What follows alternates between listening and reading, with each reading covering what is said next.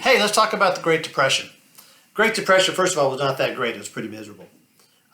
There's a lot of people who go, okay, so what causes the Great Depression? Because I think we're going to talk about that first. First of all, Great Depression was not caused by the stock market collapse. All right, a lot of people think that was not the case. If you were a farmer in the South, Texas, Georgia, all the way over to Florida, the Great Depression had already been going on for at least 5 years. What happens is when the military is being downsized, we don't need as many uniforms. We don't need as many socks, for example. And so the demand for cotton drops.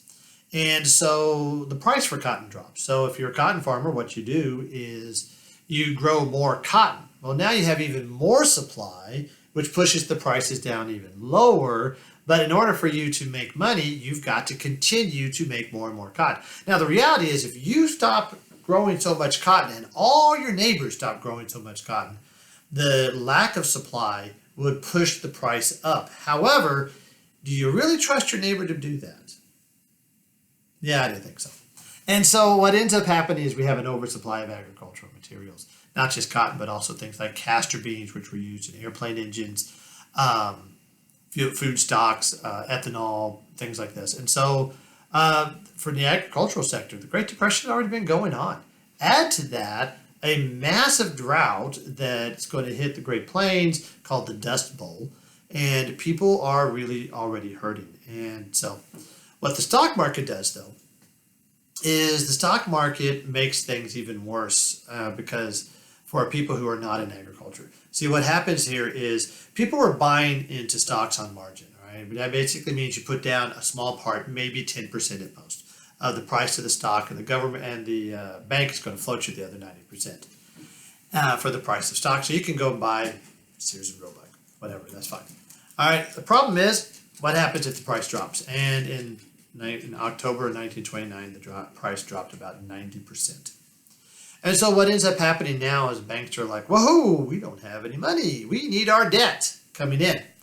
All right, so people are, so now a lot of people don't have any money. So what they do is they go and they do what's called a run on the bank. They go to the banks because there's a fear the banks aren't going to have any money, and they withdraw everything. Well, now, because everyone's withdrawn because they're afraid that the bank is going to run out of money, they have, in fact, run out of money.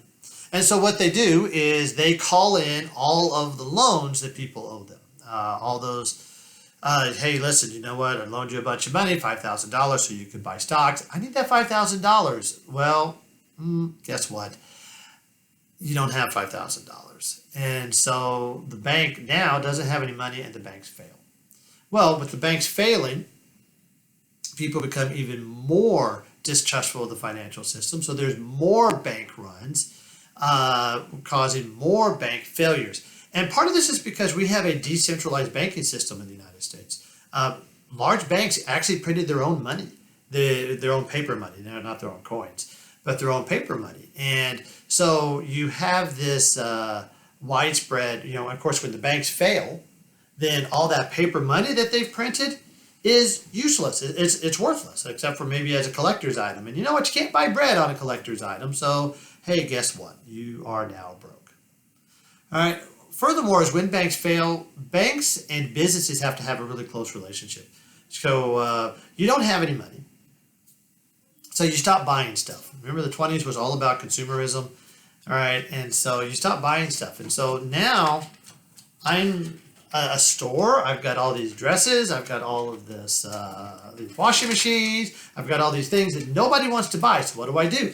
I lower the price. And when I lower the price, what that does is that hopefully, they still don't sell, but I've lowered the price to the point where I'm actually losing money when I sell them. But hopefully I'm making enough money to stay afloat. Well, I don't need more stuff, so what do? I lay off workers. Or since stuff isn't selling, the manufacturers, Westinghouse and General Electric and stuff like this, Ford Motor Company, they lay off workers because people aren't buying cars and washing machines and electric lawnmowers or whatever, right? And so now, of course, if I've been laid off, the first thing I do is I stop spending money. Well, when I stop spending money, that further reduces the demand for goods, which further reduces the price, which further reduces the need for workers. So there's another round of layoffs. And it becomes a very vicious, what they call a depression cycle. And our country was spinning like crazy into this depression cycle. And then we do something really, really stupid. It sounds like a great idea, but it isn't. It isn't. History's full of things that sound like a good idea at the time. And this is one. It's called the Harley-Smoot Tariff Act. And so to try to save our economy, what the national government does is they put in a tariff. They come in and say, we're going to charge all this extra money for goods coming into our country. Well, nobody has any money, so making something from Mexico or from Europe or from New Zealand or Australia more expensive doesn't help. The problem is that the prices are dropping like crazy. All right, and raising the prices for somebody else's stuff is not going to raise the price for our stuff. And so that basically all it does is we just shut our doors down. We stop buying stuff from Australia.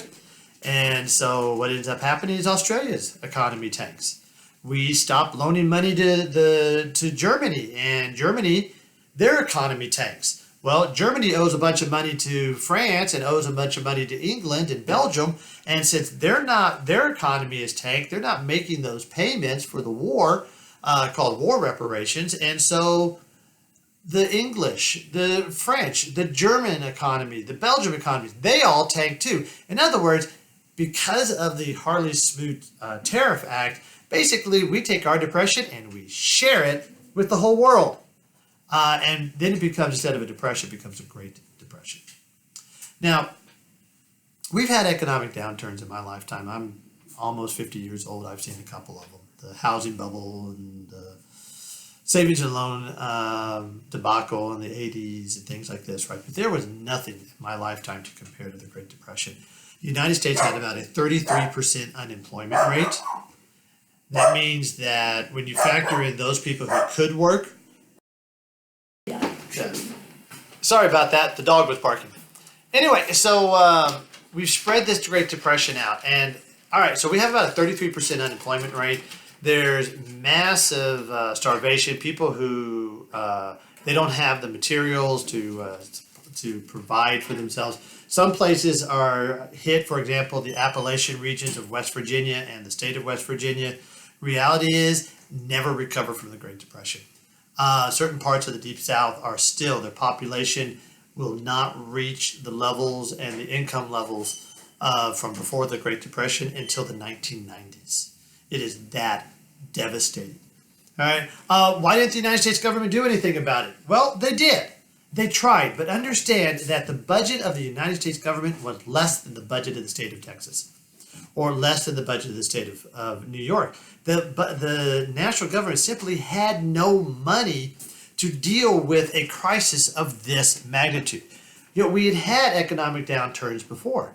And so part of the thing is they didn't respond quickly because they felt like, well, we'd always come out of economic downturns, but they didn't realize that this time it was different. Hoover. President Hoover is going to be president when the Great Depression starts. And unfortunately, he is going to be blamed for the Great Depression. Now, I'm going to be honest with you. I think this is kind of like blaming Ronald McDonald for a bad hamburger. All right? He's not in charge. And so he does some things, though, to do, at first he's like, he's very conservative, hands-off, let the economy fix itself kind of guy. But when it becomes obvious that the economy is not going to be able to fix itself, then he starts something called a public works project. Specifically, because they didn't have a lot of money. Remember, the government doesn't have a lot of money. And so specifically what he decides he's going to do is he wants to build a giant hydroelectric dam on the Colorado River near Boulder, Colorado. Okay, that dam, it now bears its name, Hoover Dam. But that dam was built to provide electricity, to provide irrigation to drought-stricken regions, but also to provide work for thousands of men who were out of work because their businesses had failed or people weren't hiring. And so people were coming to Colorado. The problem wasn't that it didn't work. The problem was it just wasn't enough. And so you have these massive, homeless encampments. And because people like to blame the president when things are bad, and they like to credit the president when things are good, all right, well, things are bad, so he gets the blame. And so they start calling these homeless encampments Hoovervilles after President Hoover. So Franklin Roosevelt is going to run for president, and he's going to promise a chicken in every pot. He promises to address the Great Depression, and he is going to sweep into the White House in 1932. And when he does, he is going to enact something called the New Deal. That was his slogan. He's going, I'm going to give Americans a New Deal. And that New Deal is going to focus on three things. It's going to focus on relief, immediate relief, relief, recovery, and reform. All right, so immediate relief, recovery, get us out of the Great Depression, and reform so that we never go into a Great Depression again. All right, by the way, where is he going to get the money for this? Well, he is going to do some stuff with taxes, absolutely, and he's one of the biggest, quickest sources for taxes is he's going to legalize alcohol. He's going to work very hard, and they're going to repeal the Prohibition Amendment, and so that the government can tax all that money, and that's how they're going to increase their budget. So anyway, so we're going to make 3 videos. We're going to make one video on relief agencies and what they've sought to do, one on recovery agencies and what they sought to do, and one on reform agencies and what they sought to do. Okay.